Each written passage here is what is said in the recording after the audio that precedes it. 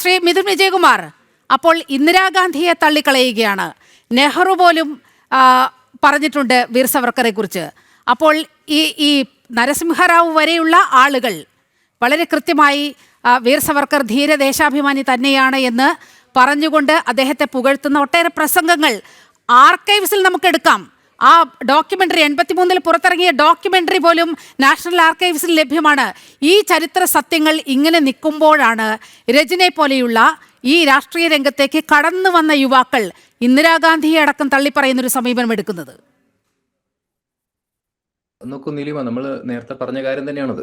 കാരണം അവരിപ്പോ സബ്സ്ക്രൈബ് ചെയ്യുന്നത് ഒരു ഐഡിയോളജി എന്ന് പറയുന്നത് അവരുടെ അല്ല, അത് ബാഹ്യശക്തികളുടെയാണ്, അല്ലെങ്കിൽ അവരുമായി ചേർന്ന് നിൽക്കുന്ന അവരുടെ ചില അലൈസിന്റെയാണ്. അപ്പൊ ആ അലൈസിന്റെ ഐഡിയോളജി അവർക്ക് മുന്നോട്ട് കൊണ്ടുപോകണമെങ്കിൽ അത് വിശുദ്ധ കൂട്ടുകെട്ടോ അല്ലെങ്കിൽ അബദ്ധ കൂട്ടുകെട്ടോ അതിന്റെ ഭാഗമായി നിൽക്കുന്ന ചില തീവ്ര സ്വരക്കാർക്ക് ഒരു ആവശ്യമായിരുന്നു സവർക്കർ എന്നും മാറ്റി നിർത്തപ്പെടണമെന്ന് ചരിത്രത്തിൽ.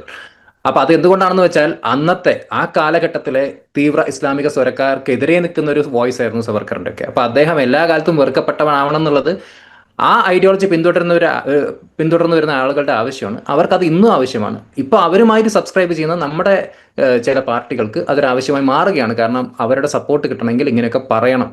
അത് ഇന്ദിരാഗാന്ധി പറഞ്ഞിട്ടില്ല, അല്ലെങ്കിൽ സവർക്കറിന്റെ ഈ കാലഘട്ടത്തിൽ ജീവിച്ചിരുന്ന കോൺഗ്രസ് നേതാക്കൾക്ക് അഭിപ്രായമില്ല.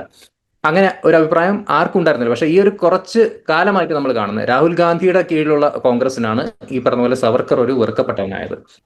ഇവിടെ കോൺഗ്രസിന്റെ സുഹൃത്ത് സൂചിപ്പിച്ചത് ക്വിറ്റ് ഇന്ത്യ സമരമാണ് ഏറ്റവും വലിയ അദ്ദേഹത്തിന്റെ ഒരു പ്രശ്നം. ഇവിടെ സവർക്കർ ക്വിറ്റ് ഇന്ത്യ സമരത്തിൽ പങ്കെടുത്തില്ല എന്നുള്ളത്. ഈ ക്വിറ്റ് ഇന്ത്യ സമരവുമായി ബന്ധപ്പെട്ട് ജവഹർലാൽ നെഹ്റുവിന് പോലും ഒബ്ജക്ഷൻ ഉണ്ടായിരുന്നു തുടക്കത്തിൽ. മൗലാന അബ്ദുൽ കലാം ആസാദിന് ഒബ്ജക്ഷൻ ഉണ്ടായിരുന്നു. രാജഗോപാലാചാരി പങ്കെടുത്തില്ല എന്ന് മാത്രമല്ല സുഹൃത്തെ പറഞ്ഞത്, ആ സമരത്തിനെതിരെ ഞങ്ങൾ ബ്രിട്ടീഷുകാർക്കൊപ്പം നിൽക്കുന്നു എന്ന് പറഞ്ഞ ആളാണ് സവർക്കർ എന്നാണ് പറഞ്ഞത്. അല്ല, ജവഹർലാൽ നെഹ്റു എന്തുകൊണ്ടായിരുന്നു അതിൽ നിന്ന് ഒരു ഒബ്ജക്ഷൻ? എവിടെയാണ് ജവഹർലാൽ നെഹ്റു അതുമായി ബന്ധപ്പെട്ട് മാറിയത്? താങ്കൾ ചരിത്രം വായിക്കാൻ, താങ്കൾ തെറ്റിദ്ധരിപ്പിക്കുന്ന രീതിയിൽ സംസാരിക്കാൻ, താങ്കൾ ഇങ്ങനെയുള്ള വിഷയങ്ങൾ ഉന്നയിക്കുമ്പോൾ ചരിത്രം പഠിച്ചിട്ട് വരും. കാരണം താങ്കൾ ചരിത്രം ചില സത്യങ്ങൾ പറയുമ്പോൾ കേരളത്തിന്റെ ഒരു ഇക്കോ സിസ്റ്റത്തിന് വളരെ കൃത്യമായി പൊള്ളുന്നുണ്ട്. ആ പൊള്ളലാണ് രജിൻ അടക്കമുള്ള ആളുകളിൽ നിന്നും പുറത്തു വരുന്നത്. അദ്ദേഹം ഒന്ന് മറുപടി പറയട്ടെ. അദ്ദേഹം മറുപടി പറയട്ടെ. അതിനുശേഷം മിഥുൻ പറഞ്ഞത് ഖണ്ഡിക്കാനാവുമെങ്കിൽ താങ്കൾ ഖണ്ഡിക്കും. ഇപ്പോൾ മിഥുന്റെ ടൈമാണ്, അദ്ദേഹം സംസാരിക്കട്ടെ. നീലിമ, ഇങ്ങനത്തെ ചർച്ചകളിൽ കോൺഗ്രസ് ആണെങ്കിലും CPM ആണെങ്കിലും അവർ നമ്മൾ പലപ്പോഴും കാണുന്ന ഒരു പ്രവണതയാണ്. കാരണം ഈ ചർച്ച കുളമാക്കുക, അതിൽ എന്താ പറയുക, സംസാരിക്കാൻ അനുവദിക്കാതിരിക്കുക. കാരണം അവർക്ക് തീർച്ചയായിട്ടും പറയാം. കാരണം അവർ ഈ ചർച്ചയിൽ പൂർണ്ണമായിട്ടും പൊട്ടിപ്പൊളിയും. കാരണം അവരുടെ നേതാക്കളെ കോട്ട് ചെയ്തുകൊണ്ടാണ് നമ്മൾ പല കാര്യങ്ങളും പറഞ്ഞുകൊണ്ടിരിക്കുന്നത് ഇവിടെ. അപ്പൊ അങ്ങനെയുള്ള ചർച്ചയിൽ അവർക്ക് ഏറ്റവും എന്താ പറയുക, ഏറ്റവും ബെസ്റ്റായി ചെയ്യാൻ പറ്റുക കാരണം മറ്റൊരാൾ സംസാരിക്കുമ്പോൾ അതിൽ ഇടപെട്ട് അതിനെ ഡിസ്റപ്റ്റ് ചെയ്യുക. അങ്ങനെ ചെയ്യാതിരിക്കും. താങ്കൾ ചോദിച്ചൊരു ചോദ്യമല്ലേ ജവഹർലാൽ നെഹ്റു എന്തുകൊണ്ട് ഒബ്ജക്ഷൻ കാണിച്ചു എന്നുള്ളത്. താങ്കൾ ഹിസ്റ്റോറിക്കൽ റെക്കോർഡ്സ് പരിശോധിച്ച് നോക്കൂ. ജവഹർലാൽ നെഹ്റുവിന്റെ ഏറ്റവും വലിയ കണ്ടൻഷൻ എന്ന് പറഞ്ഞാൽ ആ സമയത്ത് അലൈഡ് ഫോഴ്സസിന്റെ ഈ യുദ്ധം നടന്നുകൊണ്ടിരിക്കുകയായിരുന്നു. നമ്മുടെ ലോകമഹായുദ്ധത്തിന്റെ സമയമായിരുന്നു. അപ്പം നാസി ജർമ്മനിക്ക് അത് എന്താ പറയുക വലിയൊരു സഹായമാകും. കാരണം ഇവിടെ അലൈഡ് ഫോഴ്സസ് തകർന്നു കഴിഞ്ഞാൽ അവിടുത്തെ എന്താ പറയുക ഈ ഫ്യൂഡൽ ശക്തികൾ അല്ലെങ്കിൽ ഈ ഫാസിസ്റ്റ് ശക്തികൾക്ക് അത് വലിയ ഗുണം ചെയ്യും എന്നതായിരുന്നു നെഹ്റുവിൻ്റെ ഒരു കാഴ്ചപ്പാട്. അതേപോലെയുള്ള സമാനമായ കാഴ്ചപ്പാടായിരുന്നു അബ്ദുൽ കലാം ആസാദിനും. പക്ഷേ രാജഗോപാലാചാരി അതിൽ നിന്ന് പൂർണ്ണമായും മാറി നിൽക്കുകയും ചെയ്തു. അപ്പം കോൺഗ്രസിനകത്ത് തന്നെ ഭിന്നതകൾ ഉണ്ടായിരുന്നു ഈ സമരവുമായി ബന്ധപ്പെട്ട്. അപ്പൊ താങ്കൾ അതൊക്കെ ചൂണ്ടിക്കാണിച്ചിട്ട് സവർക്കർ പങ്കെടുത്തില്ല, ക്വിറ്റ് ഇന്ത്യ സമരത്തിൽ പങ്കെടുക്കാത്തവരൊക്കെ തന്നെ എന്താ പറയുക രാജ്യദ്രോഹികളാണോ? അപ്പോൾ ഓരോരുത്തർക്കും അവരുടേതായിട്ടുള്ള ഒരു റെവല്യൂഷണറി സ്റ്റൈൽ ഉണ്ടായിരുന്നു. അപ്പോൾ സവർക്കറിന്റെ അത് വേറെയായിരുന്നു.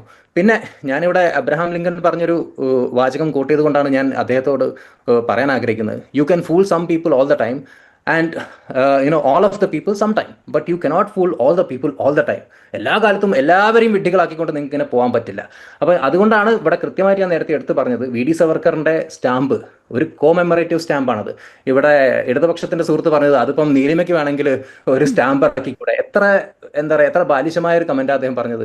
ഒരു സെൻട്രൽ ഗവൺമെന്റ് ഇറക്കുന്ന ഒരു കോമെമ്മറേറ്റീവ് ആയിട്ടുള്ള 30 ലക്ഷം കോപ്പിയോളം ഇറങ്ങിയ ഒരു സ്റ്റാമ്പിനെയാണ് അദ്ദേഹം പറഞ്ഞത് ഇത് എന്താ പറയുക നീലിമ വിചാരിച്ചാൽ നടക്കില്ലേ, അല്ലെങ്കിൽ ഞാൻ വിചാരിച്ചാൽ നടക്കില്ലേ എന്നുള്ളത്. അദ്ദേഹം അതിനെ കമ്പയർ ചെയ്യുന്നത് മറ്റേ 2011 വന്ന മൈ സ്റ്റാമ്പ് സ്കീമുമായിട്ടാണ്.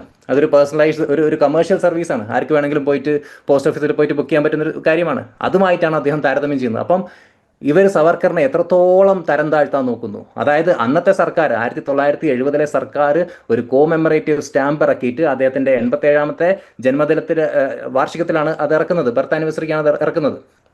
അപ്പോൾ അതിനെയാണ് ഇത്രയും പുച്ഛത്തോടു കൂടി കാണുന്നത്. പിന്നെ ഞാൻ നേരത്തെ പറഞ്ഞ ഡോക്യുമെൻ്ററി, അത് പ്രേം വൈദ്യാണ് അത് എന്താ പറയുക ഇത് ഡയറക്റ്റ് ചെയ്തത്. അതെ, അത് സ്റ്റേറ്റ് സ്പോൺസേഡ് ആയിരുന്നു, അതായത് ഗവൺമെന്റ് സ്പോൺസേഡ് ഡോക്യുമെന്ററി ആയിരുന്നു. ആ. ഇന്ദിരാഗാന്ധി ഭരിക്കുന്ന കാലത്ത് ഇറങ്ങിയ ഗവൺമെന്റ് സ്പോൺസേഡ് ഡോക്യുമെന്ററിയിലെ ചില വാചകങ്ങൾ ഇദ്ദേഹം വരുന്നതിന് മുമ്പ് ഞാൻ ഇവിടെ കോട്ട് ചെയ്ത് പറഞ്ഞു. അദ്ദേഹം കേട്ടോന്ന് എനിക്കറിയില്ല. അതിൽ ആ ഒരു ഡോക്യുമെന്ററിയിൽ പറയുന്നൊരു കാര്യമുണ്ട്, he was a man who never sought fame. അദ്ദേഹത്തിന് പേരോ പ്രശസ്തി ആവശ്യമുണ്ടായിരുന്നില്ല, മരണത്തെ ഭയപ്പെട്ടിട്ടില്ല. അതായത് അത്രയ്ക്ക് ഒരു സ്ട്രോങ് സ്പിരിറ്റഡ് മാൻ ആയിരുന്നു സവർക്കർ എന്ന് ഇന്ദിരാഗാന്ധിയുടെ കാലത്തിറങ്ങിയ ഗവൺമെന്റ് സ്പോൺസേഡ് ഡോക്യുമെന്ററിയിൽ പറയുന്നുണ്ട് സുഹൃത്തെ. ഇപ്പോഴത്തെ കുറച്ച് കോൺഗ്രസ് നേതാക്കൾക്കാണ് സവർക്കർ വെറുക്കപ്പെട്ടവനായത്. അതേ ഡോക്യുമെന്ററിയിലെ മറ്റൊരു വാചകമാണ് ബ്രിട്ടീഷ് റെജിമിനെ, അതായത് അതിൽ മാക്സിം ഗോർക്കിനെയൊക്കെ കോട്ട് ചെയ്തിട്ട് പറയുന്നുണ്ട്, Veer Savarkar and his colleagues stating, അതിൽ അവർ പറഞ്ഞൊരു കാര്യമാണ്, Veer Savarkar and his colleagues generated a new spirit of hope which was making obsolete the English regime. അതായത് ബ്രിട്ടീഷ് റെജീമിനെ തകർത്ത് എന്താ പറയുക ഒരു ഇറലവൻ്റ് ആക്കാൻ മാത്രം പാകത്തിലുള്ള ഒരു റെവല്യൂഷനാണ് വീർ സവർക്കറും അദ്ദേഹത്തിൻ്റെ കൂട്ടാളികളും നടത്തിക്കൊണ്ടിരിക്കുന്നതെന്ന് ആ ഡോക്യുമെൻ്ററിയിൽ പറഞ്ഞിട്ടുണ്ട്. പിന്നെ അദ്ദേഹത്തെ ഏറ്റവും കൂടുതൽ പ്രൈസ് ചെയ്തുകൊണ്ട് പറഞ്ഞൊരു കാര്യമാണ്, in the extremes of solitude he was beginning to develop an inner strength, a spiritual defiance of all the material power of an empire could do to him. The chains and confines of prison meant nothing. ഈ പറഞ്ഞ പോലെ ചങ്ങലകളും തടവറകളും അദ്ദേഹത്തിന് ഒന്നും അല്ലായിരുന്നു. അദ്ദേഹത്തിൻ്റെ മനസ്സ് ഈ രാജ്യത്തോടൊപ്പമായിരുന്നു, ഈ മാതൃഭൂമിയോടൊപ്പമായിരുന്നു എന്ന് പറഞ്ഞത് കോൺഗ്രസിൻ്റെ കാലത്തിറങ്ങിയ ഗവൺമെൻറ് സ്പോൺസേഡ് ഡോക്യുമെൻ്ററിയിലാണ്. അപ്പോൾ ഇന്നത്തെ യുവതലമുറയിൽപ്പെട്ട ഈ ഇവിടെ ഇരിക്കുന്ന നമ്മുടെ കോൺഗ്രസ് നേതാവിനെ പോലുള്ള ആളുകൾക്ക് എന്ത് പറ്റി? ഇവരെന്തുകൊണ്ടാണ് ഈ ഒരു അന്നത്തെ കോൺഗ്രസ് പറഞ്ഞ കാര്യങ്ങളോട് സബ്സ്ക്രൈബ് ചെയ്യാൻ ഇവർക്ക് ഇത്ര ബുദ്ധിമുട്ട്? കാരണം അവരുടെ ഇപ്പോഴത്തെ കൂട്ടുകെട്ട്, ഇവരുടെ ഈ ഒരു അവിശുദ്ധ കൂട്ടുകെട്ടുണ്ടല്ലോ, ഇവർക്ക് ചില തീവ്ര സ്വരക്കാരുമായിട്ടുള്ള ചില കൂട്ടുകെട്ട്, അതിൻ്റെ കൂടെ ചേർന്ന് നിന്നുകൊണ്ട് അവർ പറയുന്ന അതേ നെറേറ്റീവ് പുഷ് ചെയ്യാൻ വേണ്ടിയിട്ട് ഇവർ ബാധ്യസ്ഥരാണ്. അത് ഇവർ പറയുന്ന ഇവരുടെ നെറേറ്റീവ് ഒന്നും ആയിരിക്കില്ല കേട്ടോ ഒരു പക്ഷെ അവർ അത് പറഞ്ഞേ പറ്റൂ അവർക്ക്. കാരണം അവർക്ക് അത് പറഞ്ഞില്ലെങ്കിൽ അവർക്ക് നിലനിൽപ്പില്ല. അപ്പോൾ ആ നിലനിൽപ്പിന് വേണ്ടി പറയുന്ന കാര്യങ്ങളാണ് ഇപ്പം റിജിലിനെ പോലുള്ള ആളുകൾ പറഞ്ഞുകൊണ്ടിരിക്കുന്നത്.